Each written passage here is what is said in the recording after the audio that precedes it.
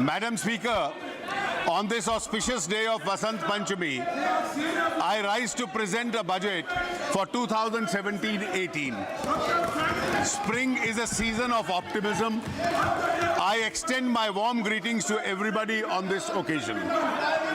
Madam Speaker, our government was elected amidst huge expectations of the people. The underlying theme of countless expectations was good governance. The expectation included burning issues like inflation and price rise, corruption in day-to-day transaction, and crony capitalism. There was also an expectation from a major change in the way the country's natural resources were allocated, processed, and deployed. In the last 2.5 years, it has been our mission to bring a transformative shift in the way our country is governed. We have moved, Madam, from a discretionary-based administration to a policy and system-based administration. From favoritism to transparency and objectivity in decision-making. From blanket and loose entitlements to targeted delivery, and from an informal to a formal economy. Inflation, which was in double digit, has been controlled. Sluggish growth has been replaced by high growth, and a massive war against black money has been launched. We have worked tirelessly on all these fronts and feel encouraged by the unstinted support to the people by our initiatives. The government is now seen as a trusted custodian of public money. I take this opportunity to express our gratitude to the people of India for their strong support. We shall continue to undertake many more measures to ensure that the fruits of growth reach the farmers, the workers, the poor, the scheduled caste and the scheduled tribes, women and other vulnerable sections of our society. Our focus will be on energizing our youth to reap the benefits of growth and employment. Madam Speaker, I am presenting this budget when the world economy faces considerable uncertainty in the aftermath of the major economic and political developments during the last 1 year. Nevertheless, the International Monetary Fund estimates that the world GDP will grow by 3.1% in 2016 and 3.4% in 2017. The advanced economies are expected to increase their growth from 1.6% to 1.9%, and emerging economies from 4.1% to 4.5%. As per the current indications, macroeconomic policy is expected to be more expansionary in certain large economies. Growth in a number of emerging economies is expected to recover in 2017 after relatively poor performance in 2016. There are positive signs and point to an optimistic outlook in the next year. There are, however, three major challenges for emerging economies.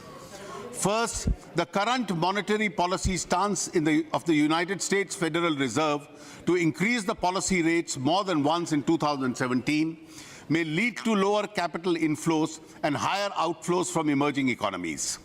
Second, the uncertainty around the commodity prices, especially that of crude oil, has implication on the fiscal situation in emerging economies.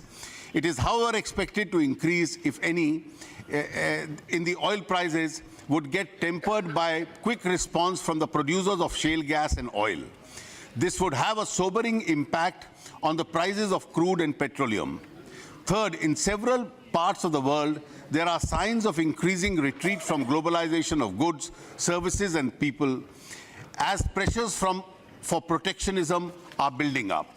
These developments have the potential to affect the exports from a number of emerging economies, including India. Amidst all these developments, India stands out as a bright spot in the world economic landscape. India's macroeconomic stability continues to be the foundation of our economic success. CPI inflation declined from 6% in July 2016 to 3.4% in December 2016 and is expected to remain within the RBI's mandated range of 2 to 6%. Favorable price developments reflect prudent macroeconomic management, resulting in higher agricultural production, especially in pulses. India's current account deficit declined from about 1% of the GDP last year to 0.3% of the GDP in the first half of 2016-17. Foreign direct investment increased from 1,07,000 crores in the first half of last year to 1,45,000 crores in the first half of 2016-17. This marks an increase of 36% despite 5% reduction in global FDI inflows. Foreign exchange reserves have reached $361 billion as on 20th January 2017, which represents a comfortable cover of about 12 months of imports. The government has also continued with the steady path of fiscal consolidation without compromising on public investment requirements of the economy. Externally, the economy successfully weathered a number of shocks: the redemption of the FCNR deposits, volatility from the US elections, and the Fed rate hike. According to the IMF, India is expected to be one of the fastest growing major economies in 2017. A number of global reports and assessments over the last 2 years have shown that India has considerably improved its policies, practice, and economic profile. These are reflected in the Doing Business report of the World Bank, World Investment Report 2016 of the UNCTAD, Global Competitiveness Report of 2015-16 and 16-17 of the World Economic Forum, and several other reports. India has become the 6th largest manufacturing country in the world, up from the 9th position previously. We are seen as an engine of global growth. In the last 1 year, our country has witnessed historic and impactful economic reform and policy making. In fact, India was one of the very few economies undertaking transformational reforms. There are two tectonic policy initiatives, namely the passage of the Constitution Amendment Bill for the GST and the progress for its implementation, and the demonetization of the high denomination bank notes. The advantages of the GST for our economy in terms of spurring growth, competitiveness, indirect tax simplification, greater transparency have already been extensively discussed in both houses of Parliament. I thank all members of both houses for having passed the Constitution Amendment unanimously. I also thank the state governments for resolving all the relevant issues in the GST Council. Demonetization of high denominational banknotes was a continuation of a series of measures taken by our government during the last 2 years. It is a bold and decisive measure. Yes. For several decades, tax evasion for many had become a way of life. This compromises the larger public interest and creates an unjust enrichment in favor of the tax evader to the detriment of the poor and the deprived. This has bred a parallel economy which is unacceptable in an inclusive society. Demonetization seeks to create a new normal wherein the GDP would be bigger, cleaner, and real. The exercise is a part of our government's resolve to eliminate corruption and black money, counterfeit currency, and terror funding. Like all reforms, this measure is obviously disruptive as it seeks to change the retrograde status quo. Drop in economic activity, if any, on account of currency squeeze during the remonetization period is expected to have only a transient impact on the economy. I am reminded here of what the father of the nation, Mahatma Gandhi, had said: a right cause never fails. Demonetization has a strong potential to generate long-term benefits in terms of reduced corruption, greater digitization of our economy, increased flow of financial savings, and greater formalization of the economy, all of which would be eventually lead to higher GDP growth and tax revenues. Demonetization helps to transfer resources from the tax evaders to the government, which can use these resources for the welfare of the poor and the deprived. There is early evidence of an increased capacity of banks to lend at reduced interest rates and a huge shift towards digitization amongst all sections of society. We firmly believe that the demonetization and the GST, which were built on the third transformational achievement of our government, namely the JAM vision, will have an epoch-making impact on the economy and the lives of our people. Madam, we are at an important point in the path of our growth and development. इस मोड़ पर घबरा के ना थम जाइए आप, जो बात नहीं है उसे अपनाइए आप, डरते हैं नई राह पे क्यों चलने से, हम आगे आगे चलते हैं आइए आप. The pace of remonetization has picked up and will soon reach comfortable levels. The effects of demonetization are not expected to spill over to the next year. Thus, IMF, even while revising India's GDP forecast from 2016 downwards, has projected a GDP of 7.2 and 7.7% in 2017 and 18 respectively. The World Bank, however, is more optimistic and has projected a GDP of 7% in 2016-17, 7.6% in 17-18, and 7.8 in 18-19. This pickup in our economy is premised upon the policy and determination to continue with economic reforms, increase in public investment in infrastructure and development projects, and export growth in the context of an expected rebound in the world economy. The surplus liquidity in the banking system created by demonetization will lower the borrowing costs and increase the access to credit. This will boost economic activity with multiplier effects. The announcements made by the Honorable Prime Minister on the 31st of December 2016 addresses many of the key concerns of our economy at this juncture, such as housing for the poor, relief to the farmers, credit support to the MSMEs, encouragement to the digital transactions, assistance to pregnant women and senior citizens, and priority to Dalits, tribals, backwards, and women under the Mudra Yojana. My overall approach while preparing this budget has been to spend more in rural areas, infrastructure, and poverty alleviation, and yet maintain the best standards of fiscal prudence. I have kept in mind the need to continue with economic reforms, promote higher investments, and accelerate growth.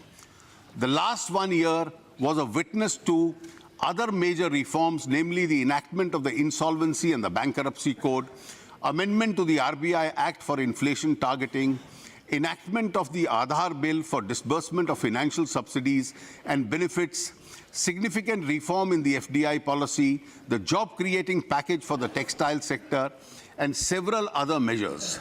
We will continue to process the process of economic reforms for the benefit of the poor and the underprivileged. Madam Speaker, the budget 2017-18 contains 3 major reforms. First, the presentation of the budget has been advanced to the 1st of February to enable the Parliament to avoid a vote on account and pass a single appropriation bill for 17-18 before the close of the current financial year. This would enable ministries and departments to operationalize all schemes, projects, including new schemes, right from the commencement of the next financial year. They would be able to utilize the available working season before the onset of the monsoons. Second, the merger of the railway budget with the general budget is a historic step. We have discontinued the colonial practice prevalent since 1924. This decision brings railways to the center stage of the government's fiscal policy and would facilitate multimodal transport planning between the railways, highways, and inland waterways. The functional autonomy of the railways will, however, continue. Third, we have done away with the plan and the non-plan classification of expenditure. This will give us a holistic view of allocation for sectors and ministries. This would facilitate optimal allocation of resources. Madam Speaker, we are aware that we need to do more for our people. Continuing with the task of fulfilling the people's expectations, our agenda for the next year is transform, energize, and clean India, that is Tech India. This agenda of Tech India seeks to transform the quality of governance and the quality of life of our people, energize various sections of society, especially the youth and the vulnerable, and enable them to unleash their true potential, clean the country from the evils of corruption, black money, and the non-transparent political funding.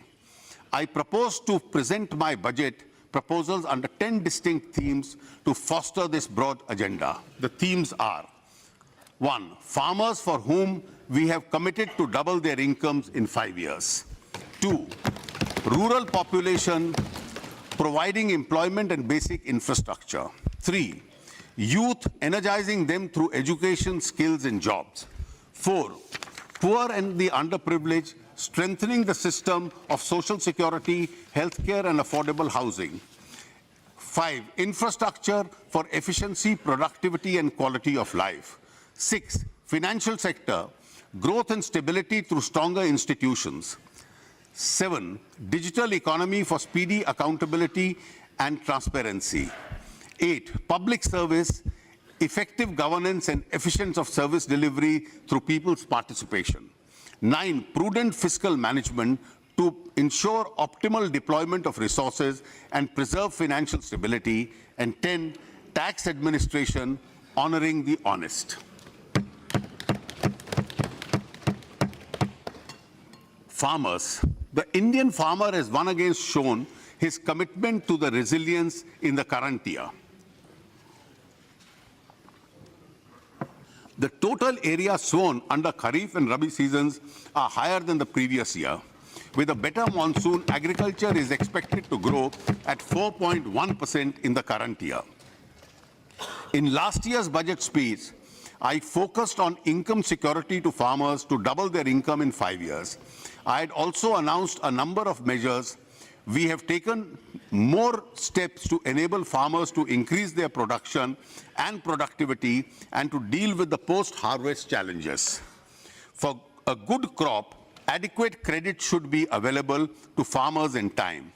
The target for agricultural credit in 2017 and 18 has been fixed at a record level of 10 lakh crores. इस साल madam 10 lakh crore किसानों को credit के रूप में उसका प्रावधान किया गया है. We will take special efforts to ensure adequate flow of credit to underserved areas, the eastern states and Jammu and Kashmir. The farmers will also benefit from the 60-day interest waiver announced by the Honorable Prime Minister in respect of their loans from the cooperative credit structure. About 40% of the small and marginal farmers avail credit from the cooperative structure. The primary agricultural societies at the end of the year, the primary societies at the end of the year act as a front end for the loan disbursements. We will support NABARD for computerization and integration of 63,000 functional PACs with core banking support and district cooperative banks. This will be done in 3 years at an estimated cost of 1,900 crores with financial participation from the state governments. This will ensure seamless flow of credit to the small and marginal farmers. At the same time, sowing farmers should feel secure against the natural calamities. The Fasal Bima Yojana launched by our government is a major step in that direction. The coverage of the scheme will be increased from 30% of the cropped area in 2016-17 to 40% in 2017-18 and 50% in 18-19. The budget provision of rupees 5,500 crores in the Yojana in budget estimate of 2016 was increased to rupees 13,240 crores in 16-17 to settle the arrear claims. I have proposed a sum of rupees 9,000 crores. The sum insured under the Yojana has been more than doubled from 69,000 crores in the Kharif 2015 to 1,41,625 crores in the Kharif of 2016. Issuance of soil health cards has gathered momentum. The real benefit to the farmers would be available only when the soil samples are tested, quality and nutritional levels of soil is known. The government will therefore set up a mini lab in the Krishi Vigyan Kendras to ensure 100% coverage for all 648 KVKs in the country. In addition to 100 mini labs will be set up by qualified local entrepreneurs, government will provide credit-linked subsidy to these entrepreneurs. A long-term irrigation fund has been set up in the NABARD. The Honorable Prime Minister has announced in addition to 20,000 crores as its corpus. This will take the corpus of this fund now to 40,000 crores. A dedicated micro-irrigation fund will be set up by NABARD to achieve the goal of per drop more crop. The fund will have an initial corpus of rupees 5,000 crores. For the post-harvest phase, we will take steps to ensure that farmers to get better price for their produce in the markets. The coverage of the National Agricultural Market (NAM) will be expanded from the current 250 markets to 585 APMCs. Assistance up to a ceiling of 75 lakh rupees will be provided to every NAM market for establishment of cleaning, grading and packaging facility. This will lead to greater value addition of the farmers' produce. Market reforms will be undertaken and states would be urged to denotify perishables from the APMC. This will give an opportunity to the farmers to sell their produce and get a better price. We also propose to integrate farmers who grow fruits and vegetables with agro-processing units for a better price realization and reduction of post-harvest losses. A model law on contract farming would therefore be prepared and circulated amongst the states for adoption. Dairy is an important source of additional income on farmers. Availability of milk processing facility and other infrastructure will benefit the farmers through value addition.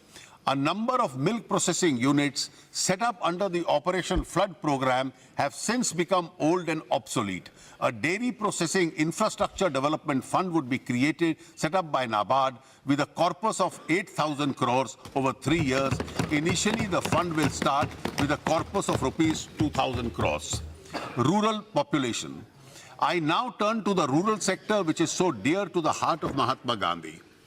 Over rupees 3 lakh crores are spent in rural areas every year. If we add all the programs meant for the rural poor by the central budget and the state budgets, budget linkage for self-help groups.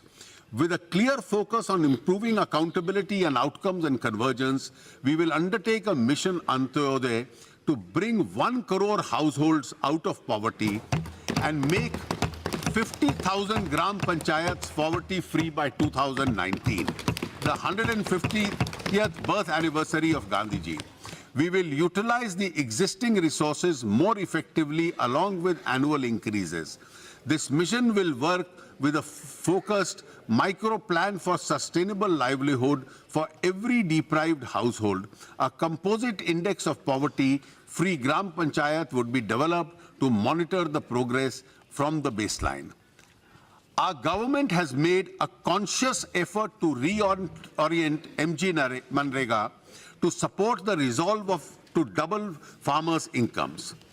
While providing at least 100 days employment to every rural household, Manrega should create productive assets to improve farm productivity and incomes. The target of 5 lakh ponds and 10 lakh composite pits announced in the last year budget from Manrega funds have been fully achieved. In fact, against 5 lakh ponds, it is expected that about 10 lakh farm ponds would be completed by March 2017. During 2017 and 18, another 5 lakh ponds would be taken up. The single measure would contribute greatly to drought proofing of the Gram Panchayats. Participation of women in Manrega has increased to 55% from less than 48% in the past.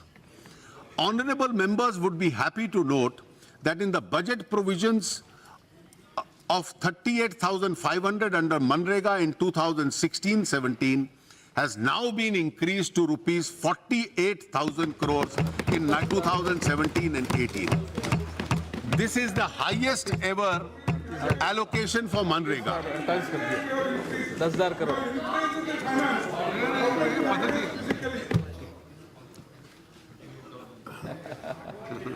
पहले 40,000 allot होता था और 29,000 खर्च होता था। अब 38,500 पिछली बार allot हुआ, 47,000 खर्च हुआ और आने वाले साल में 48,000 होगा।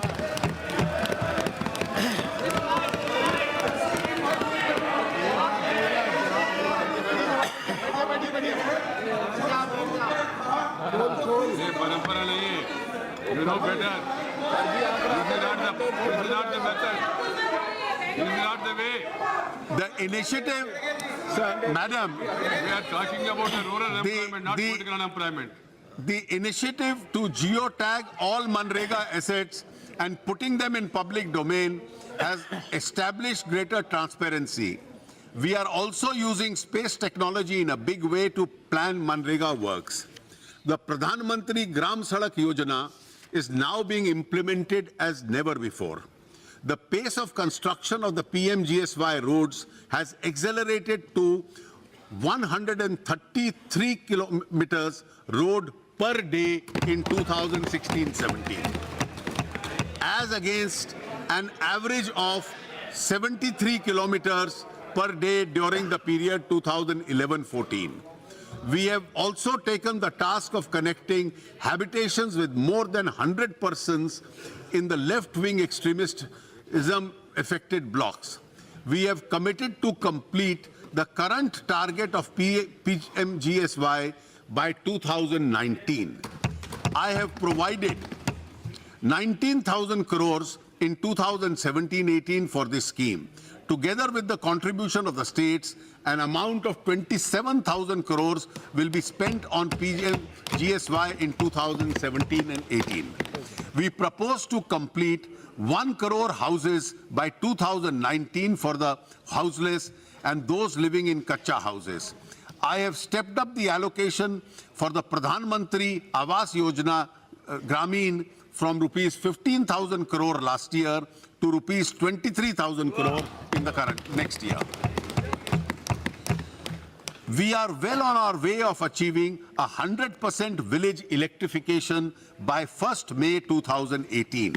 An increased allocation of rupees 4,814 crore has been proposed under the Deen Dayal Upadhyay Gram Jyoti Yojana for 2017 and 18. I have also proposed to increase the allocation of the Deen Dayal Antyodaya Yojana National Rural Livelihood Mission for promotion of skill development and livelihood opportunities for our people in the rural areas to 4,500 in 2017-18. The allocation of the Prime Minister's employment generation and credit support schemes has been increased more than 3 times. The Swachh Bharat Mission has made tremendous progress for promoting safe sanitation and ending open defecation. Sanitation coverage in rural areas has gone up from 42% in October 2014 to about 60% now. 18% बढ़ा है. Open defecation free villages are now being given priority for piped water supply. We propose to provide safe drinking water to cover 28,000 arsenic and fluoride affected habitations in the next 4 years. There will be a sub-mission for the National Rural Drinking Program. For imparting new skills to people in the rural areas, mason training will be provided to 5 lakh persons by 2022, with immediate target of training of at least 20,000 persons by 2017-18. Panchayat Raj institutions still lack the human resources for implementing developmental programs. A program of human resource reforms for results will be launched in 2017-18 for this purpose. The government will continue to work closely with the farmers and the people in rural areas to improve the life and the environment. This is a non-negotiable agenda for our government. The total allocation for rural, agricultural and allied sectors for 2017-18 is a record 1,87,223 crores, which is 24% higher than the last year. Youth. Let me now focus my proposals on the youth. Quality education will energize our youth. In the words of Swami Vivekananda, the education which does not help the common mass of the people to equip them to struggle for life, is it worth the name? We have proposed to introduce a system of measuring annual learning outcomes in our schools. Emphasis will be given on science education and flexibility in curriculum to promote creativity through local innovative content. An innovation fund for secondary education will be created to encourage local innovation for ensuring universal access, gender parity, and quality improvement. This will include an ICT-enabled transformation. The focus will be the 3,479 educationally backward blocks. In higher education, we will undertake reforms in the UGC. Good quality institutions would be enabled to have greater administration and academic autonomy. Colleges will be identified based on accreditation and ranking and given autonomous status. A revised framework will be put in place for outcome-based accreditation and credit-based programs. We propose to leverage information technology with the launch of Swayam platform with at least 350 online courses.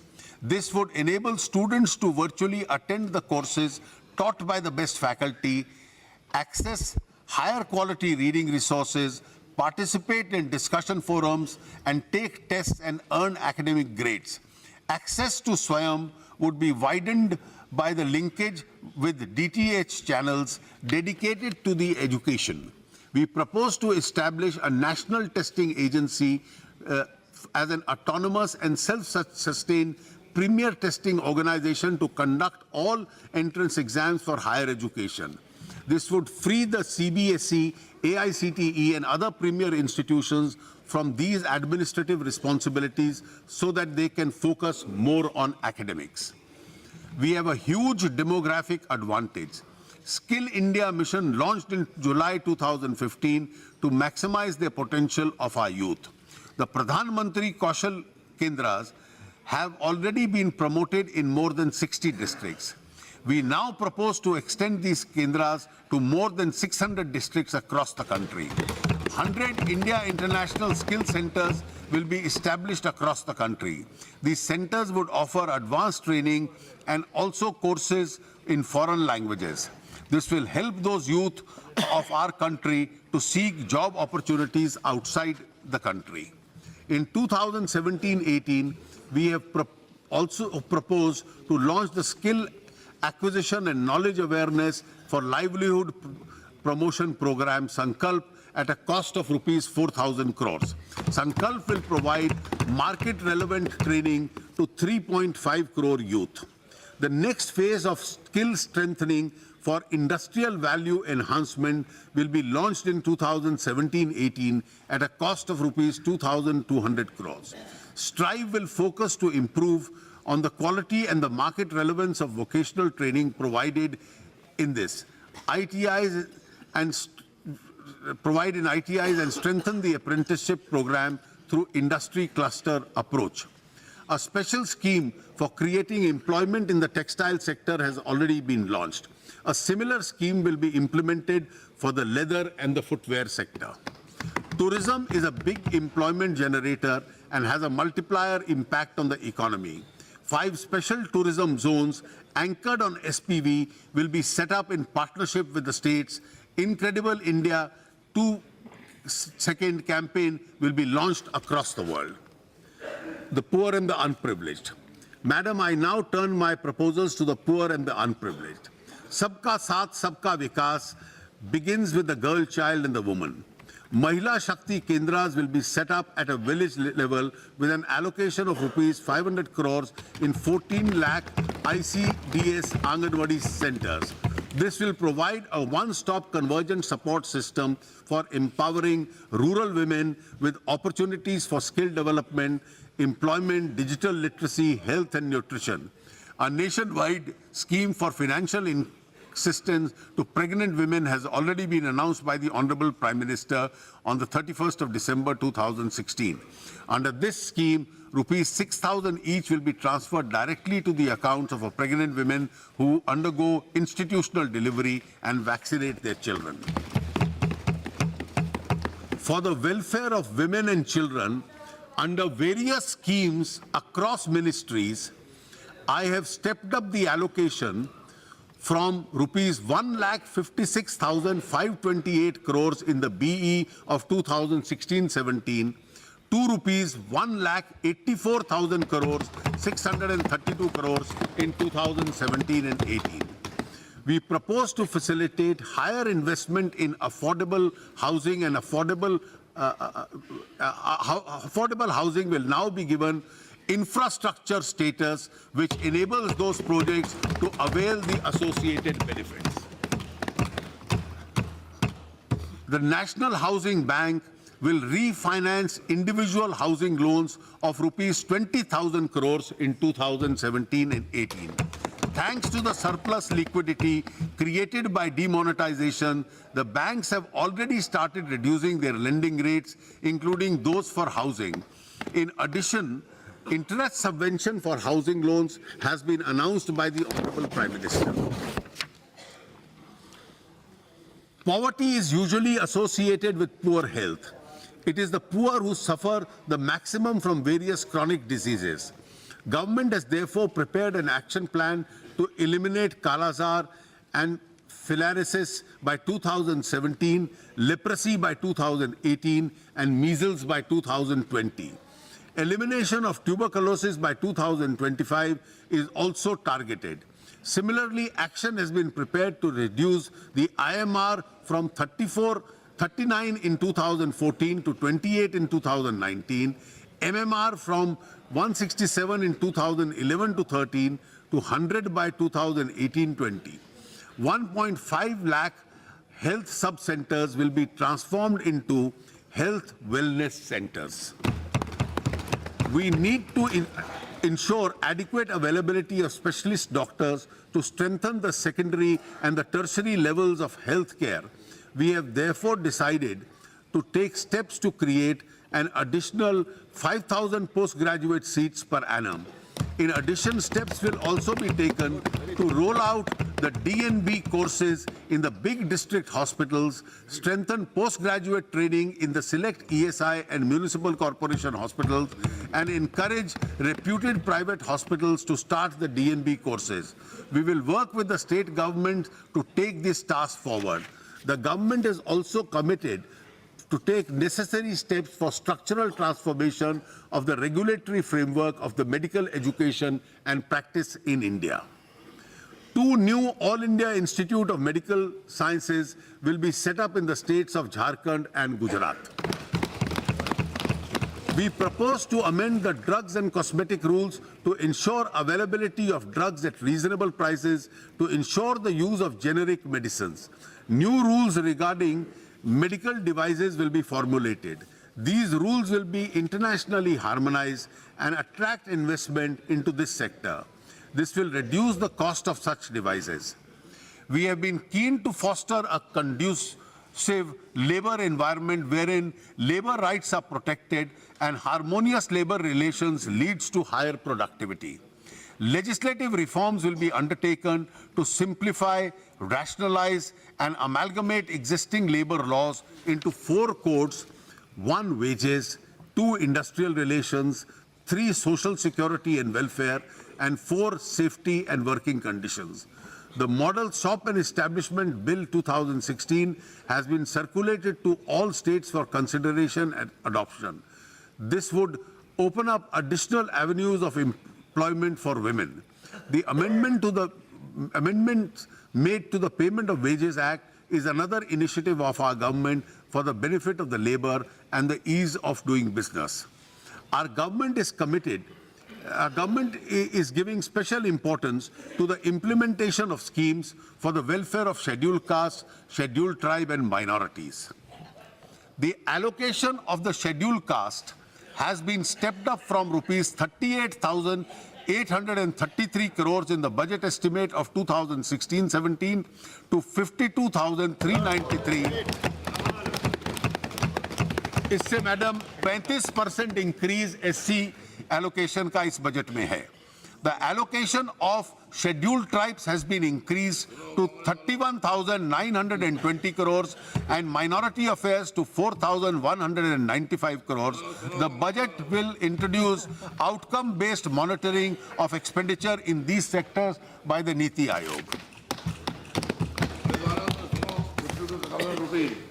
For senior citizens, Aadhaar-based smart cards containing their health details will be introduced. A beginning will be made through the pilot in 15 districts during 2017-18. The LIC will be implement a scheme of senior citizens to provide an assured pension with a guaranteed return of 8% per annum for 10 years.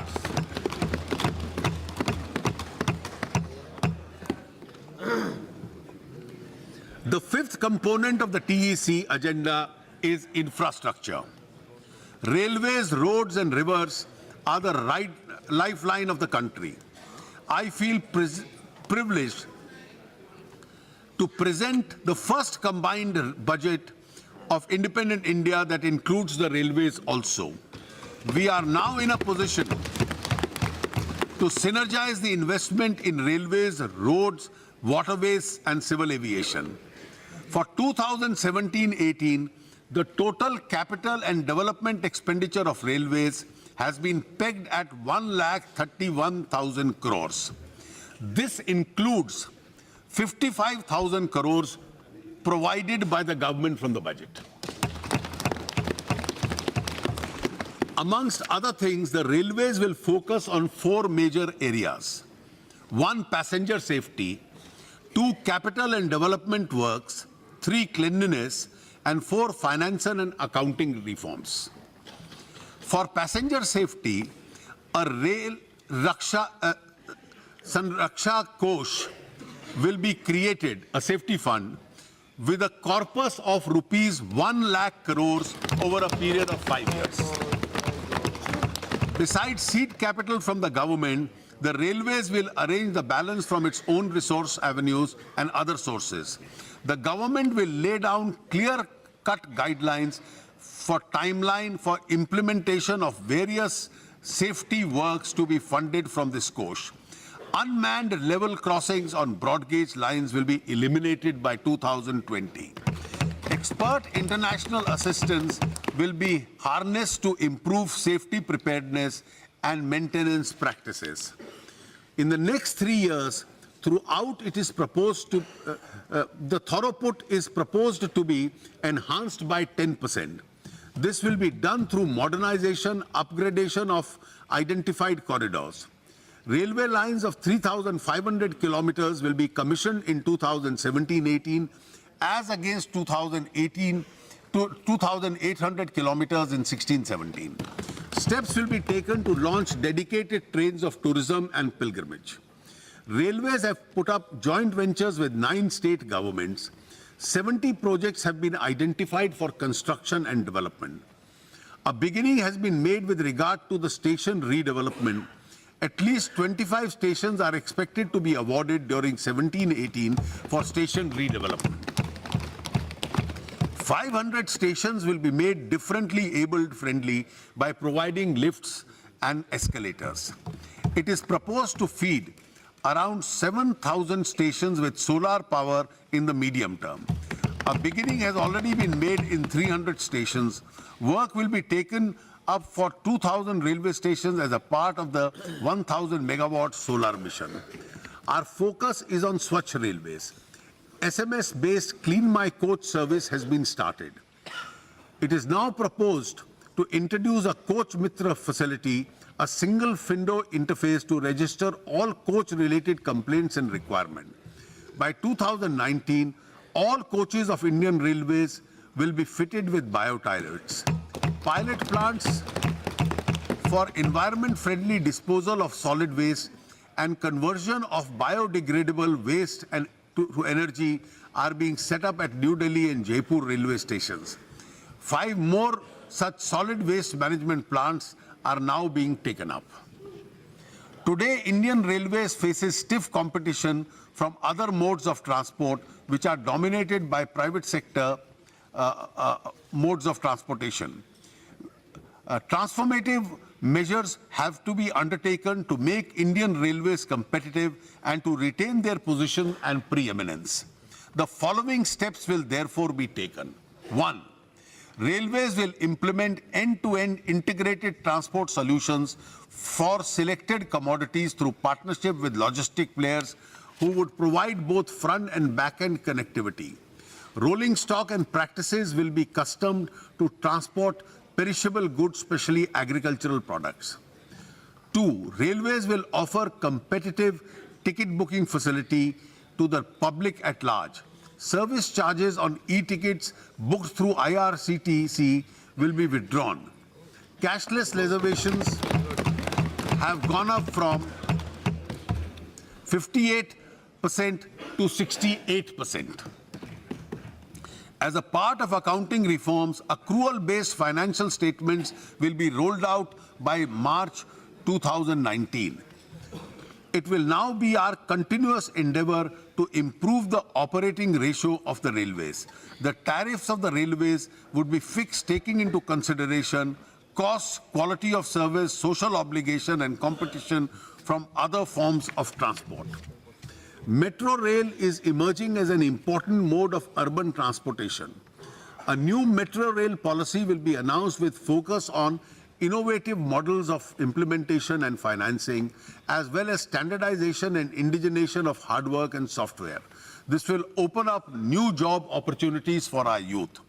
A new Metro Rail Act has been enacted by rationalizing the existing laws. This will facilitate greater private participation and investment in construction and operation. In the road sector, I have stepped up the budget allocation for the national highways from 57,676 crores in the BE of 16-17 to 64,000 crores in 2017-18. 2,000 kilometers of coastal connectivity roads have been identified for construction and development. This will facilitate better connectivity with ports and remote villages. The total length of roads, including those under the PMGSY, built from 2014-15 till the current year is about 140,000 kilometers, which is significantly higher than the previous 3 years. An effective multimodal logistics and transport system will make our economy more competitive. A specific program for development of multimodal logistic parks together with multimodal transport facilities will be drawn up and implemented. Selected airports in Tier 2 cities will be taken up for operation and management in the PPP mode. Airport Authority of India Act will be amended to enable effective monetization of land assets. The resources so raised will be utilized for airport upgradation. For the transport sector as a whole, including railways, road, shipping, I have provided Rupees 2,41,387 crores in 2017-18. The magnitude of investment will spur a huge amount of economic activity in the country and create more job opportunities. Telecom sector is an important component of our infrastructure system. The recent spectrum auctions have removed the spectrum scarcity in the country. This will give a major fillip to mobilize broadband and digital India for the benefit of people living in rural and remote areas. Under the BharatNet project, OFC has been laid in 1,55,000 kilometers. I have stepped up the allocation of BharatNet project to rupees 10,000 crores in 17-18. By the end of 17-18, high-speed broadband connectivity on optic fiber will be available in more than 150,000 gram panchayats with a hotspot and access to digital services at low tariffs. A DigiGaon initiative will be launched to provide telemedicine, education and skills through digital technology. For strengthening our energy sector, the government has decided to set up strategic crude oil reserves. In the first phase, 3 such reserve facilities have been set up. Now in the second phase, it is proposed to set up caverns at 2 more locations, namely Chandiakahol in Odisha and Bikaner in Rajasthan. This will take our strategic reserves capacity to 15.33 MMT. In solar energy, we now propose to take up the second phase of solar power development for additional 20,000 megawatt capacity. We are also creating an ecosystem to make India a global hub for electronics manufacture.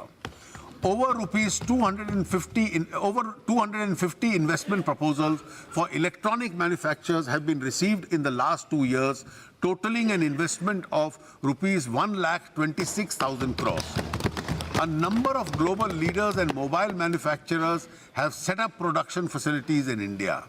I have therefore exponentially increased the allocation and incentives of schemes like MSIPs and EDF to 745 crores in 17-18. This is an all-time high. We have also to focus on our export infrastructure in the competitive world. A new restructured central scheme, namely the Trade Infrastructure Export Scheme, will be launched in 17-18. The total allocation, Madam, ये महत्व का विषय है, the total allocation for infrastructure for 2017-18 stands at a record level of rupees 3,96,135 crores. Financial sector. I now turn to the financial sector. The focus of the TEC India agenda in this sector is to build a stable and stronger institution. We will continue with our reform agenda with several measures. The government has already undertaken substantive reforms in FDI policy in the last 2 years. More than 90% of the total FDI inflows are now proposed through the automatic route. The FIPB, the Foreign Investment Promotion Board, has successfully implemented e-filing and online processing of FDI applications. We have now reached a stage where FIPB can be phased out. We have therefore decided to abolish the FIPB in the year 2017-18. A roadmap for the same will be announced in the next few months. In the meanwhile, further liberalization of the FDI policy is under consideration and necessary announcements will be made in due course. The commodities markets requires further reforms for the benefits of the farmers. An expert committee will be constituted to study and promote creation of operational and legal framework to integrate spot market and derivative market for commodity trading. ENAM would be the integral part of such framework. A draft bill to curtail the menace of illegal deposit schemes has been placed in public domain and will be introduced shortly after its finalization. There is an urgent need to protect the poor and the gullible investor from another set of dubious schemes created by unscrupulous entities who exploit the regulatory gaps in the Multi-State Cooperative Society Act of 2002. We will amend the Act in consultation with various stakeholders as a part of our Clean India agenda. The bill relating to resolution of financial firms will be introduced in the current budget session of Parliament. This will contribute stability and resilience to our financial system. It will also protect consumers of various financial institutions. Together with the Insolvency and the Bankruptcy Code, a resolution mechanism for financial firms will ensure a comprehensiveness of the resolution system in our country. I had stated in my budget speech last year that a bill would be introduced to streamline institutional arrangement for the resolution of disputes in infrastructure-related construction contracts, PPP and public utility contracts. After extensive stakeholder consideration, we have decided that the required mechanism would be institutionalized as a part of the Arbitration and Conciliation Act 1996. An amendment bill will be shortly introduced in this regard. Cybersecurity is critical for safeguarding the integrity and stability of the financial system. A computer emergency response team of our financial sector will be established. This entity will ensure work in close coordination with the financial sector regulators and other stakeholders. I have proposed several other measures which are in the financial sector which are given as an annexure to this budget. Listing of public sector enterprises will foster public accountability and unlock the true value of these companies. The government will put in place a revised mechanism and procedure to ensure time-bound listing of identified CPSEs on the stock exchanges. The divestment policy announced by me in the last budget would continue. The shares of railway PSEs like IRCTC, IRFC and IRCON would be listed on various stock exchanges. We seek opportunities to strengthen our CPSEs through consolidation, merger and acquisition. By these methods, CPSEs can be integrated across the value chain of an industry.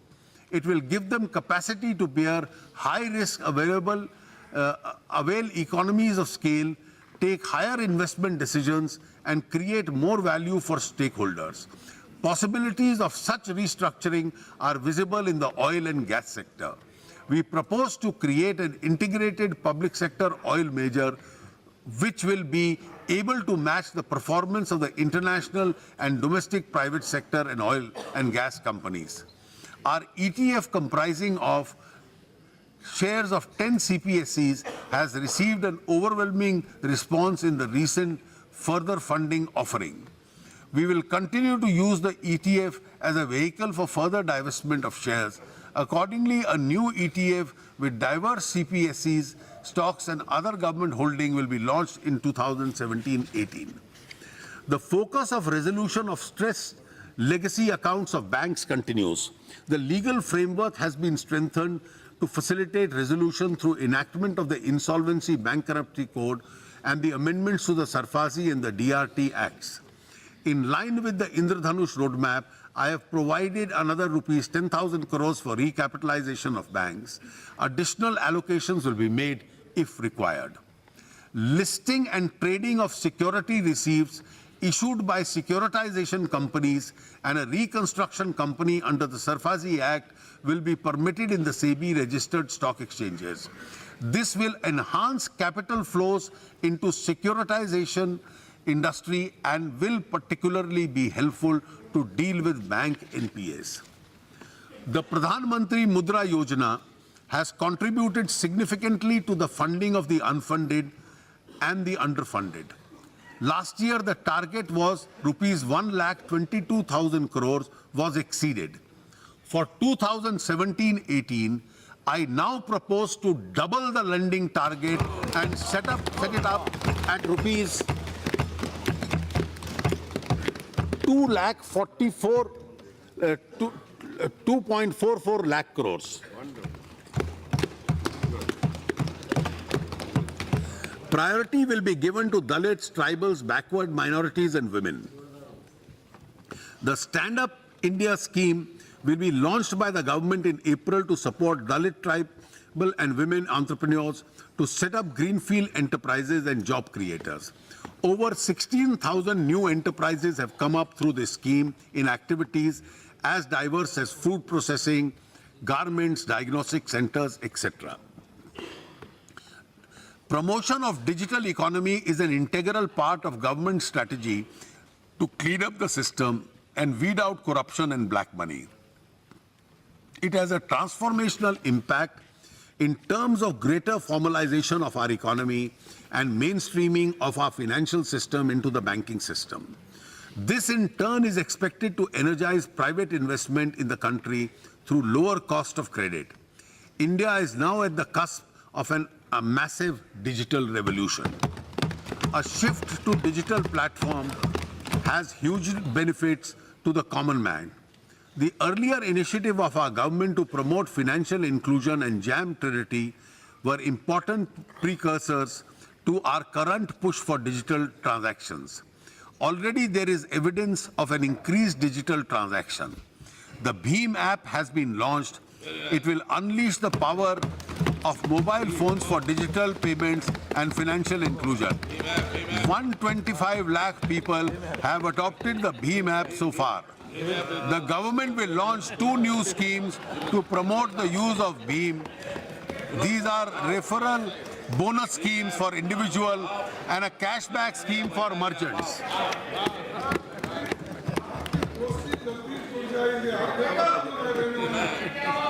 Aadhaar Pay, a merchant version of Aadhaar-enabled payment system, will be launched shortly. This will especially be beneficial to those who do not have debit cards, mobile wallets, or mobile phones.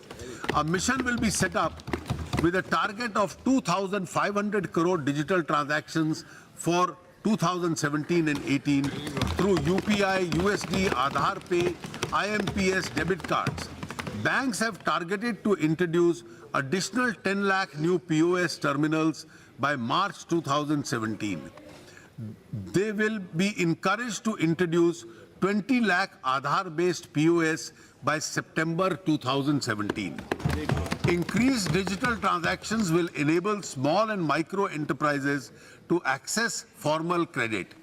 Government will encourage SIDBI to refinance credit institutions which provide unsecured loans at reasonable rates to borrowers based on their transaction history. The digital payment infrastructure and grievance handling system shall be strengthened. The focus will be on rural and semi-urban areas through post office, fair price shops, and banking correspondence. Steps would be taken to promote and possibly mandate petrol pumps, fertilizer depots, municipalities, block offices, road transport offices, universities, colleges, hospitals, and other institutions to have facilities for digital payment, including the Bheem app. A proposal to mandate all government received through digital means beyond a prescribed limit is under consideration. The government will strengthen the Financial Inclusion Fund to augment resources for taking up these initiatives. Government will consider and work with various stakeholders for early implementation of the interim recommendations of the Committee of the Chief Ministers on Digital Transactions. The Committee on Digital Payments, constituted by the Department of Economic Affairs, has recommended structural reforms in the payment and ecosystem, including payments, amendments to the Payment and Settlements System Act 2007. Government will undertake a comprehensive review of this Act and bring about an appropriate amendment. To begin with, it is proposed to create a payment regulatory board in the Reserve Bank of India by replacing the existing Board of Regulations and Supervision of the Payment and Settlement Systems. Necessary amendments are proposed to this effect in the Finance Bill 2017. As we move faster towards the path of digital transaction and check payment, we need to ensure that payees of dishonored checks are able to realize their payments. Therefore, government is considering the option of amending the Negotiable Instruments Act suitably. I now turn to public service. Our focus here is on effective government and efficient service delivery. We have made a strong beginning with regard to the direct benefit transfer to the LPG and the kerosene consumers. Chandigarh and 8 districts of Haryana have become kerosene free. 84 government schemes have been boarded on the DBT platform. The government's e-marketplace, which is now functional for procurement of goods and services, has been selected as one of the winners of the South Asian Procurement Innovation Awards of the World Bank. Our citizens in far-flung regions of the country find it difficult to obtain passports and redress passport-related grievances. We have decided to utilize the head post office as a front office for rendering passport service. Our defense forces keep the country safe from both external and internal threats. A centralized defense travel system has now been developed through which travel tickets can be booked online by our soldiers and officers. They do not have to face the hassle of standing in a queue with the railway warrant.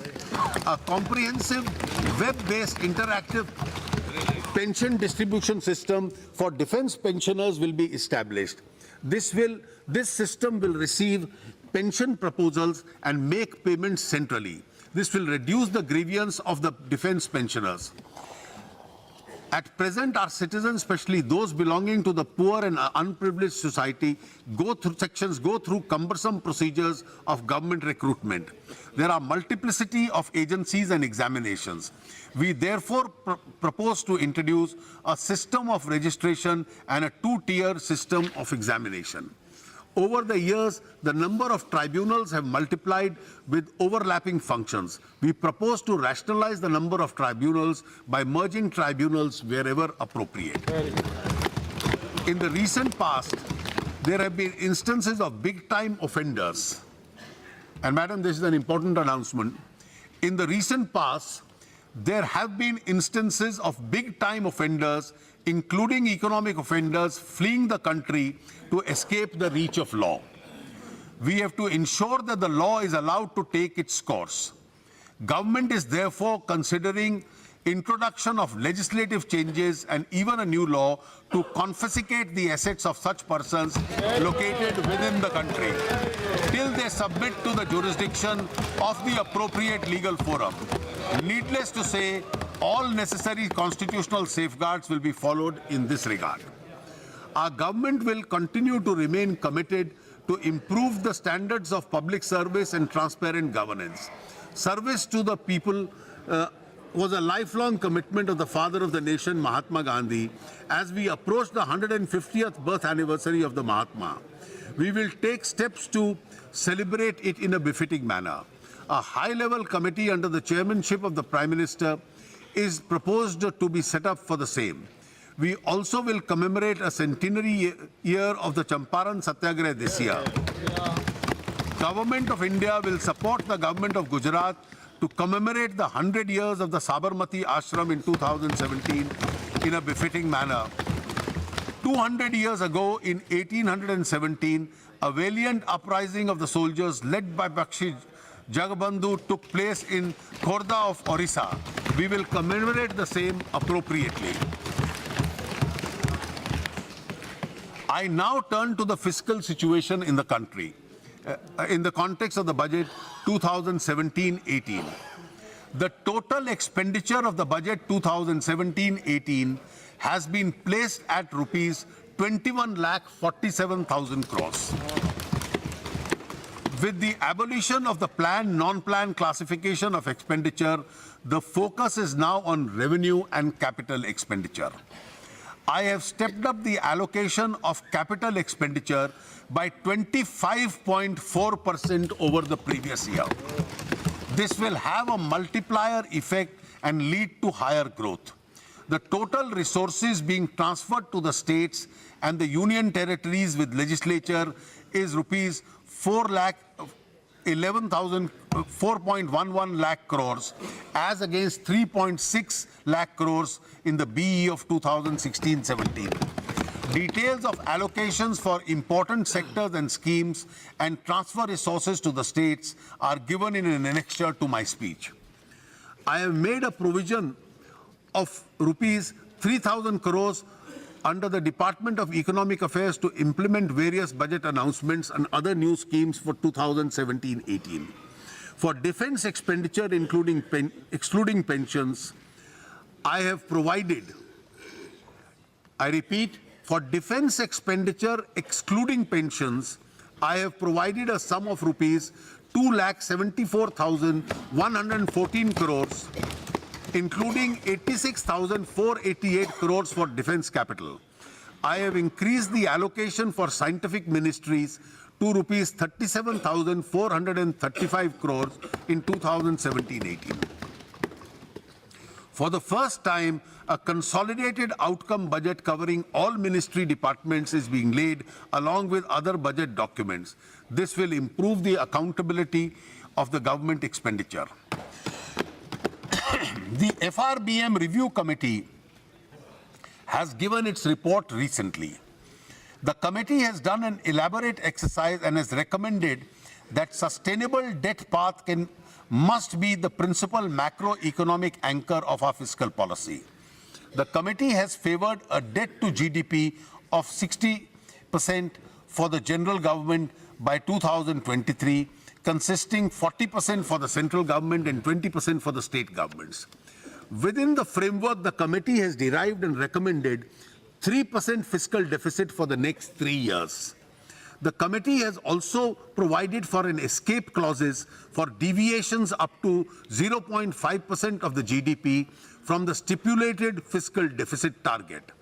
Amongst the triggers for taking recourse to these escape clauses, the committee has included far-reaching structural reforms in the economy with an unanticipated fiscal implication as one of the factors. Although there is a strong case now to invoke this escape clause, I am refraining from doing so. The report of the committee will be carefully examined and appropriate decision taken in due course. Nevertheless, I take note of the fiscal deficit roadmap of 3% recommended by the committee for the next 3 years. I have taken into consideration the need for higher public expenditure in the context of sluggish private sector investment and slow global growth. I have kept in mind the recommendations of the committee that sustainable debt should be the underlying basis of prudent fiscal management. Considering all these aspects, I have pegged the fiscal deficit for 2017-18 at 3.2% of the GDP and remain committed to achieve 3% in the following year. With this gradual approach, I have ensured adherence to fiscal consolidation without compromising with the requirements of public investment. I have taken due care to limit the net market borrowings of the government to rupees 3.48 lakh crores after buyback much lower than rupees 4.25 lakh crores of the previous year. More importantly, the revenue deficit of 2.3% in the budget estimate of 2016-17 now stands reduced to 2.1% in the revised estimates. The revenue deficit for the next year is pegged at 1.9% as against 2% pegged in the FRBM Act. It will be our endeavor to improve upon the fiscal numbers, especially the fiscal deficit in the next year, through greater focus on quality expenditure and higher tax realization through huge cash deposits in banks triggered by demonetization. Madam Speaker, I shall now present my tax proposals.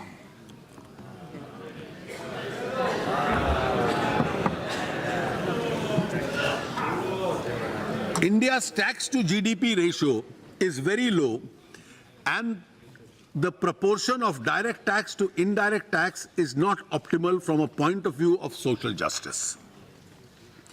I place before you certain data to indicate that our direct tax collection is not commensurate with the income and expenditure pattern of Indian economy. As against an estimated 4.2 crore people engaged in the organized sector employment, the number of individuals filing returns for salary income is only rupees 1.74 crores. As against 5.6 crore informal sector enterprises and firms doing business in India, the number of returns filed in this category are only 1.81 crores. Out of 13.94 lakh companies registered up to 31st March 2014, 5.97 companies have filed their return for assessment year 2016-17. Of 5.97 lakh companies which have filed their return for assessment year 2016-17, as many as 2.76 lakh companies show losses or zero income. 2.85 lakh companies have shown profit before tax less than 1 crores. 28,667 companies have shown profit between 1 to 10 crores, and only 7,781 companies have shown profit before tax more than 10 crores. Now, individuals. From amongst 3.7 crore individuals who filed tax returns in the year 2015-16, 99 lakhs showed income below the exemption limit of 2.5 lakhs. 1.95 crore show income between 2.5 lakhs to 5 lakhs. 52 lakhs show income between 5 lakhs to 10 lakhs, and only 24 lakh people show income above 10 lakhs. Thus, out of 76 lakh individual assessee who declare income above 5 lakh, 56 lakhs are in the salaried class.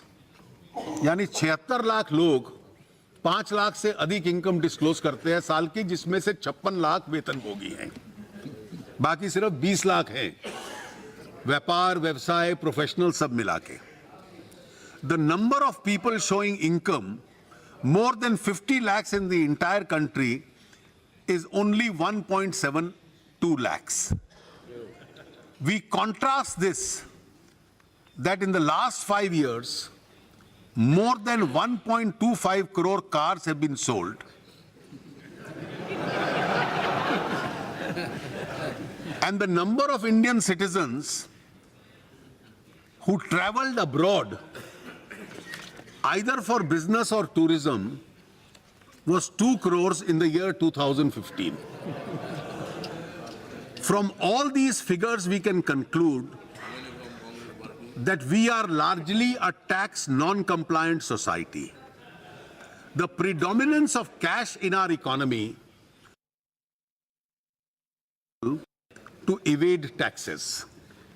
When too many people evade taxes, the burden of their share falls on those who are honest and tax compliant.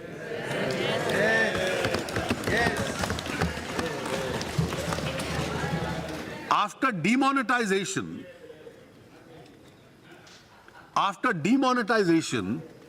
the preliminary analysis of the data received in respect of deposits made in the old currency presents a revealing picture. During the period 8th November to 30th December 2016, deposit between rupees 2 lakhs and 80 lakhs was made in 1.09 crore bank accounts. And that was an average deposit of rupees 5.03 lakhs. Deposits of more than 80 lakhs was made in 1.48 lakh bank accounts. That the average size of the deposit was 3.31 crores. This data mining will help us immensely in expanding the tax net as well as increasing the revenues, which was one of the objects of demonetization.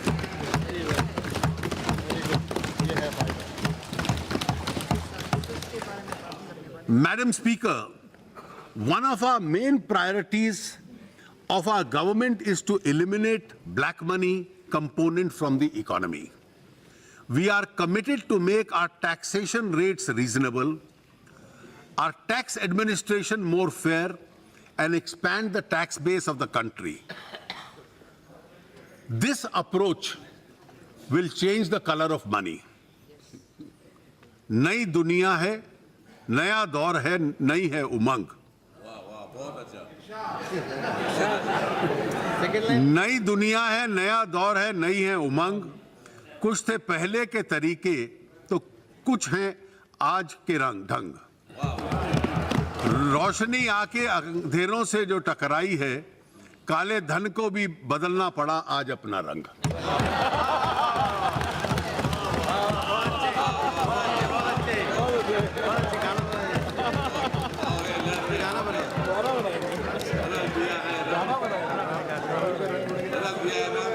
The net tax revenue of 2013-14 was 11.38 lakh crores. This grew by 9.4% in 14-15 and 17% in 15-16. As against an RE of 2016-17, we will end the year with a higher growth rate of 17% for the second year in a row. 2 साल लगातार 17% increase है.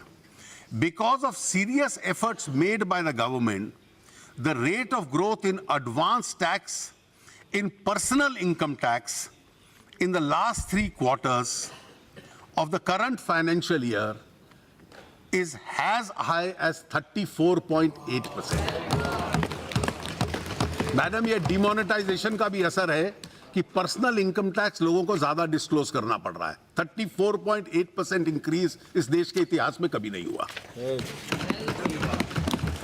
Madam speaker, the thrust of my tax proposal in this budget is to stimulate growth, relief to the middle class, affordable housing, curb black money, promote digital economy, bring transparency in political funding, and simplification of tax administration. Measures for promoting affordable housing in the real estate sector. In my budget proposals last year, I had announced a scheme for profit-linked income tax exemption for promoters of affordable housing scheme, which has received a very good response.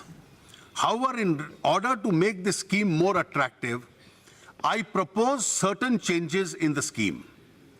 First of all, instead of a built-up area of 30 and 60 square meters, the carpet area of 30 and 60 square meters will now be counting. इससे 30% size बढ़ जाता है affordable housing का. Also, the 30 square meter will apply only in case of municipal limits of 4 metropolitan cities, while the rest of the country, including the peripheral areas of metros, limit of 60 square kilometers will apply. In order to be eligible, the scheme 60 square meter, I'm sorry, I stand corrected, 50 meters will apply. In order to be eligible, this scheme was to be completed in 3 years after commencement. I now propose to extend it to 5 years. At present, the houses which are unoccupied after getting a completion certificate are subject to tax at a notional rental income. For builders for whom constructed buildings are stock in trade, I propose to apply this rule only after 1 year at the end of the year when the completion certificate is received, so that they can get some breathing time for liquidating their inventory. We also propose to make a number of changes in the capital gain tax provision in respect of land and building.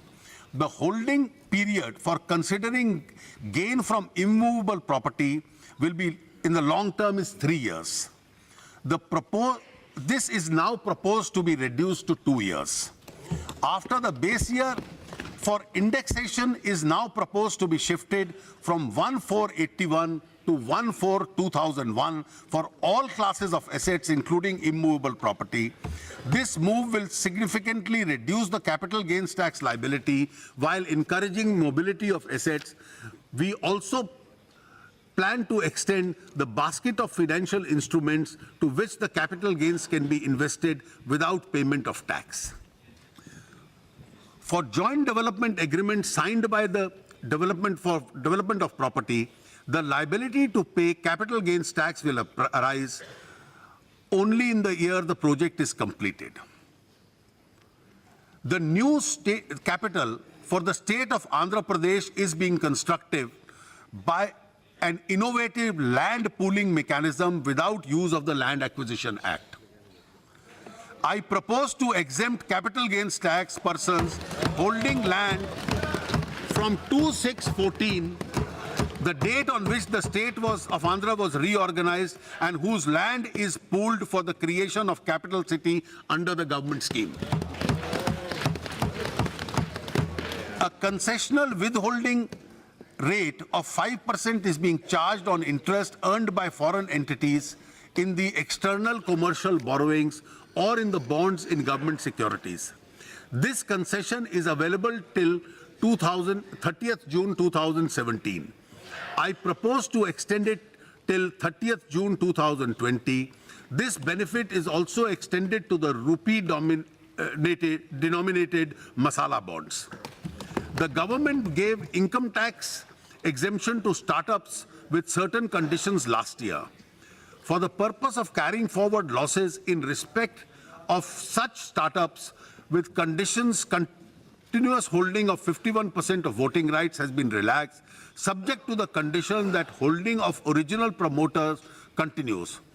Also, the profit-linked deduction available to startups for 3 years out of 5 years is now being changed to 3 years out of 7 years.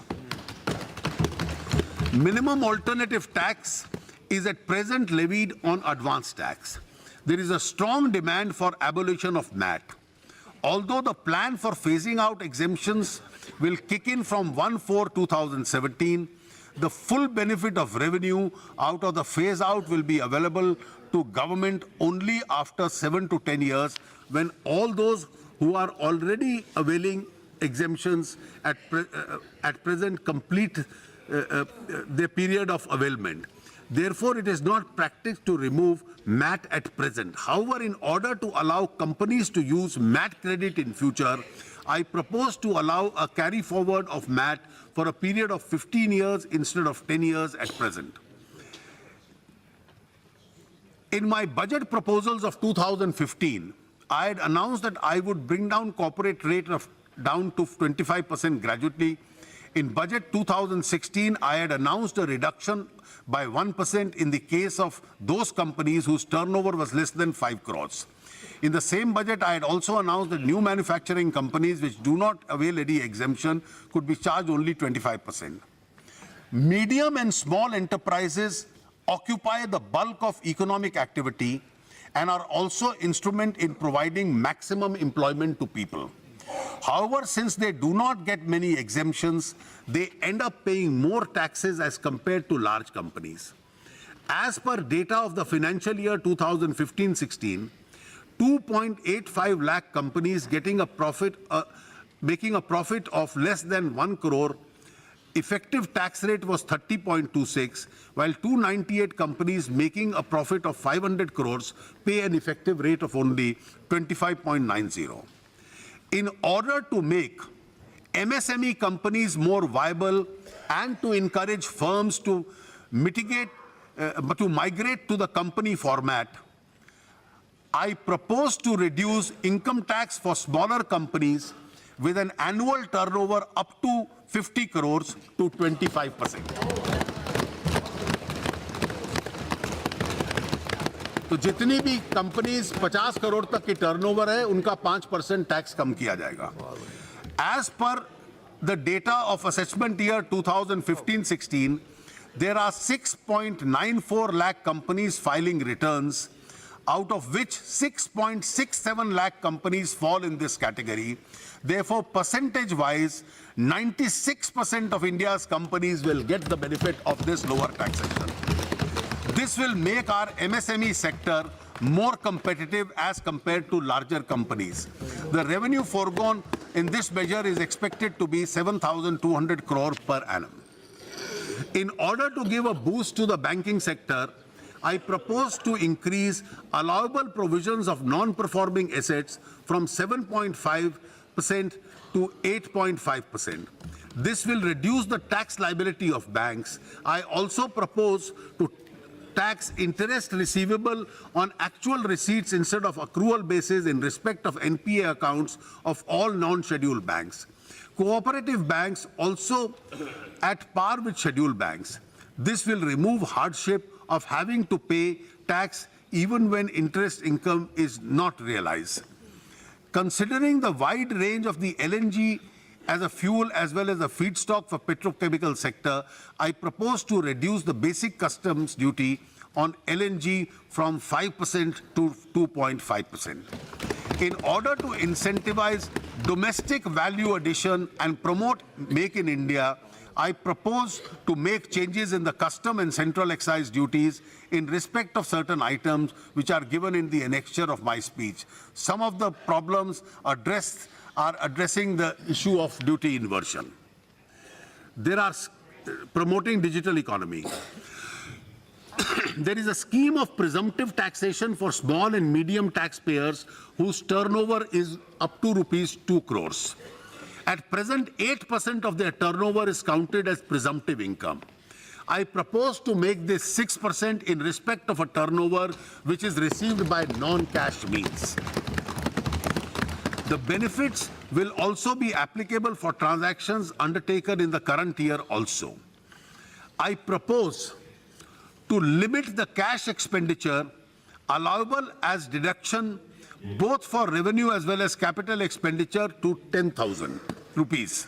Similarly, the limit of cash donation which can be received by a charitable trust is being reduced from rupees 10,000 to 2,000. The special investigating team set up by the government for black money has suggested no transaction above 5 lakhs, The special investigative team set up by the government for black money has suggested that no transaction above rupees 3 lakhs should be permitted in cash. The government has decided to accept this suggestion. Suitable amendment in the Income Tax Act is proposed in the finance bill for enforcing this decision. To promote cashless transaction, I propose to exempt BCD excise duties, CV duty, SAD on miniaturized POS card readers, and MPOS micro ATM standards for version 1.5.1, fingerprint readers, scanners, and iris scanners. Simultaneously, I propose to exempt parts of components of manufacture for such devices so as to encourage the domestic manufacturing of these items.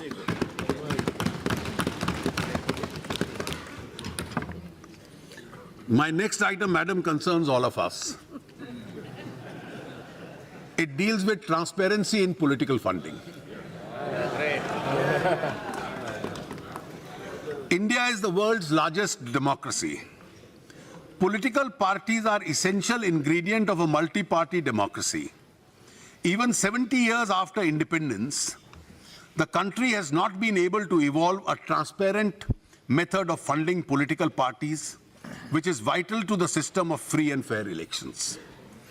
An attempt was made in the past by amending the provisions of Representation of People's Act, the Companies Act, and the Income Tax Act to incentivize donations to individual partnership firms, HUF, and companies to political parties. Both the donor and the donee were granted exemption from payment of tax if the accounts were transparently maintained and returns were filed with the competent authorities. Additionally, a list of donors who contributed more than rupees 2,000 to any party in cash or check was required to be maintained. 20,000 by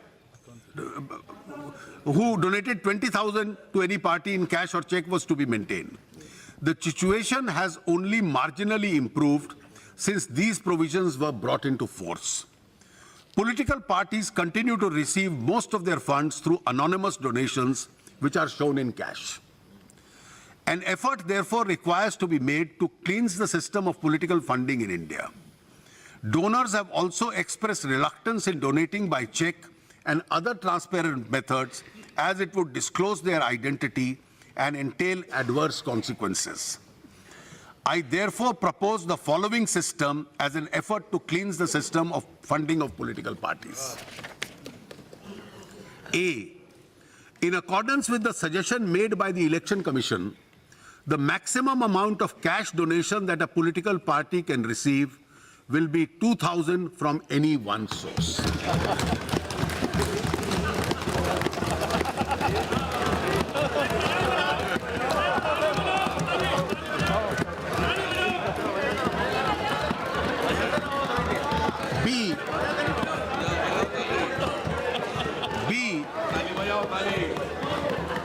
political parties will be entitled to receive, political parties will be entitled to receive donations by check or in the digital mode from their donors. C, an additional step, as an additional step, an amendment is being proposed to the Reserve Bank of India Act to enable the issuance of electoral bonds in accordance with a scheme that the Government of India would frame in this regard. Under this scheme, a donor could purchase bonds from authorized banks against checks and digital payment only. These would be redeemable only in the designated account of a registered political party. These bonds will be redeemable within a prescribed time from the issuance of the bond. Every political party would have to file its returns within the time prescribed in accordance with the provisions of the Income Tax Act. Needless to say, the existing amendments to political parties from payment of income tax would be available only subject to the fulfillment of the above conditions. This reform will bring greater transparency and accountability in the political funding while preventing future generation of black money. Ease of doing business. As an anti-avoidance measure, the provision of domestic transfer pricing in respect of related entities was brought in by the Finance Act 2012. Since the number of entities being covered under the domestic pricing has gone up substantially, necessitated a longer scrutiny, which causes hardship to domestic companies. In order to reduce the compliance burden due to the domestic transfer pricing provision, I propose to restrict the scope of domestic transfer pricing only if one of the entities involved is a related party transaction enjoying specified profit-linked deduction. I propose to increase the threshold limit for audit of business entities who opt for presumptive income scheme from 1 crore to 2 crores. Similarly, the threshold for maintenance of books of individuals and HUF is being increased from a turnover of rupees 10 lakhs to 25 lakhs or income from 1.2 lakhs to 2.5 lakhs. In 2012, the Income Tax Act was amended to provide for taxation of those transactions for transfer of shares or interests in foreign entity deriving its value substantially from Indian assets. Apprehensions have been raised about some difficulties which are arising because of the provisions in the case of transfer of stake of investors of India-based funds located abroad but investing in India-based companies. In order to remove difficulties, I propose to exempt foreign portfolio investors category 1 and 2 from indirect provisions, indirect transfer provisions. I also propose to issue a clarification that indirect transfer provision shall not apply in the case of redemption of shares or interests outside India as a result or arising out of the redemption of sale or investment in India, which is chargeable to a tax in India. As of today, a TDS of 5% is deducted from the commission payable to individual insurance agents, even if their income of some of them is well below the taxable limit. I propose to exempt them from the requirement of TDS, subject to the filing of their filing a self-declaration that their income is below taxable limits. Last year, I had announced a new scheme for presumptive taxation of professionals with a receipt of 550 lakh per annum. In respect of such assessees, they are being given the benefit in terms of payment of advance tax in one installment instead of 4. In order to allow people to claim refund of expeditiously, the time period of revising a tax return is being reduced to 12 months from the completion of the financial year at par with the time period of filing the return. At the same time, completion of scrutiny assessment is being compressed further from 21 months to 18 months for the assessment year 18-19 and 12 months for the assessment year 19-20. I now come to an important change in the personal income tax.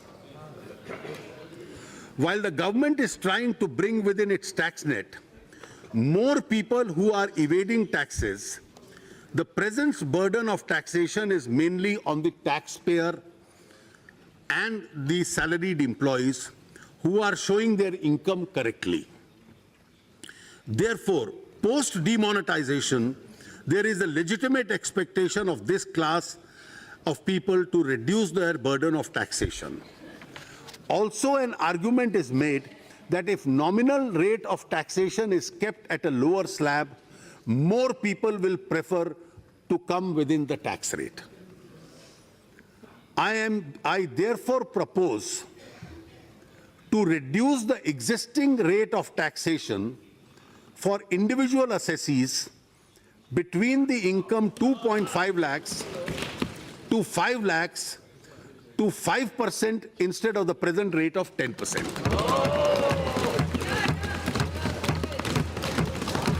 This would reduce the tax liability of all persons below rupees 5 lakhs income either to zero with a rebate or 50% of their existing liability. In order not to have any duplication of benefit, the existing benefit of rebate available to the same group of beneficiaries being reduced to 2,500 available only if to the assessees with income up to 3.5 lakhs. The combined effect of both these measures will mean that there would be a zero tax liability for a person getting income up to 3 lakh rupees and a tax liability of only 2,500 for people with an income of 3 to 3.5 lakhs. If limit of rupees 1.5 lakhs under section 80C investment is used fully, tax would be zero for people with an income up to rupees 4.5 lakhs. While taxation liability of people with income up to 5 lakhs is being reduced to half, all other categories of taxpayers in the subsequent brackets will also get a uniform benefit of 12,500 per person. The total amount of tax foregone on this account of measure is therefore 15,500 crores. In order to make good some loss of revenue on account of this relief, I propose to levy a surcharge of 10% of tax payable on this category of individual whose annual taxable income is between 50 lakhs and 1 crore. The existing surcharge of 15% on people earning more than 1 crore will continue. This is likely to give me an additional revenue of rupees 2,700 crores. In order to expand the tax net,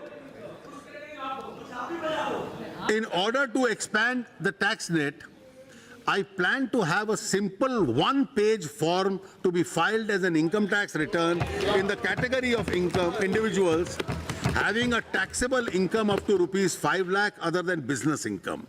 Also, a person of this category who files an income tax return for the first time would not be subject to any scrutiny for the first year unless there is some specific information available with the department with regard to any high-value transaction. I appeal to all citizens of India to contribute to national building by making a small payment of 5% of tax if their income falls in the lowest slab of 2.5%, 2 lakhs to rupees 5 lakhs. Some other important amendments in the tax laws which are not covered in my speech are given in Annexure 3 to this budget. There has been a substantial progress towards ushering the GST by far the biggest tax reform since independence. Since the enactment of the Constitution 101st Amendment Act 2016, the preparatory work of the path-breaking reform has been a top priority for the government. In this context, several teams of officers, both of the state and the Central Board of Excise and Customs, have been working tirelessly to give finishing touches to the model GST law and the rules and other details. Government on its past has promptly given effect to various provisions of the Constitution Amendment, including constitution of the GST Council.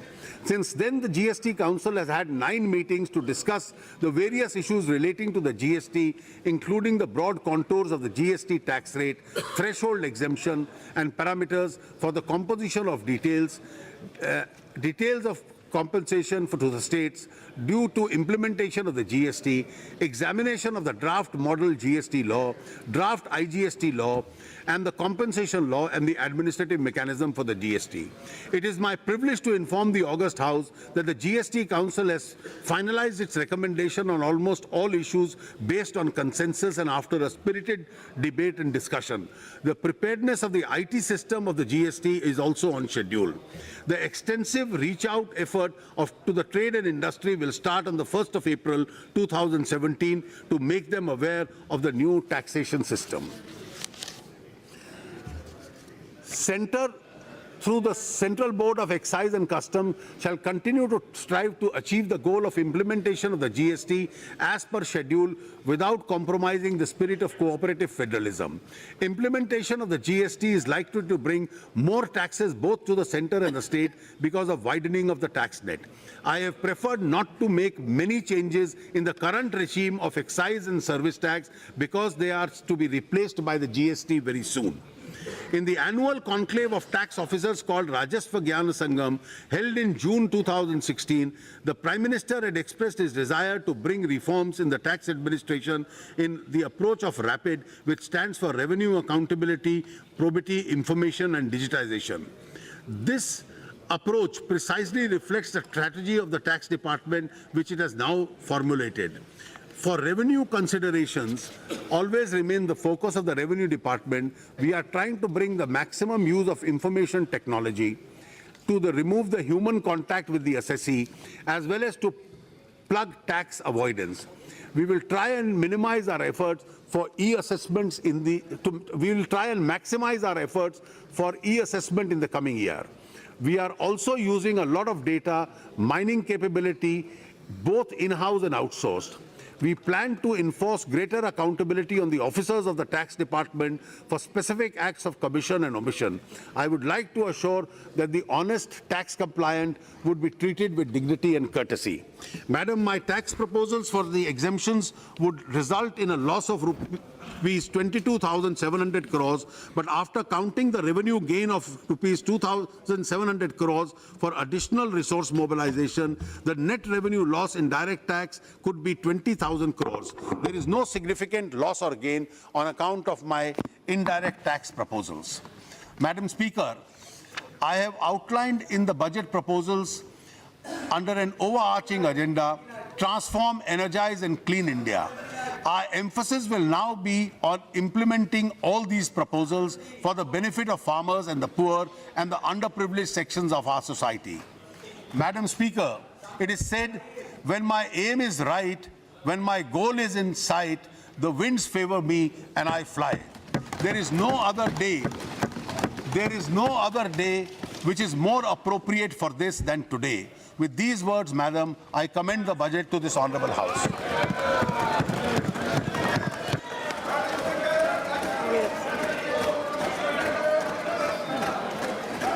Yes, Minister, to table the statement. Item number 2. Yes. Lay the table. Statement.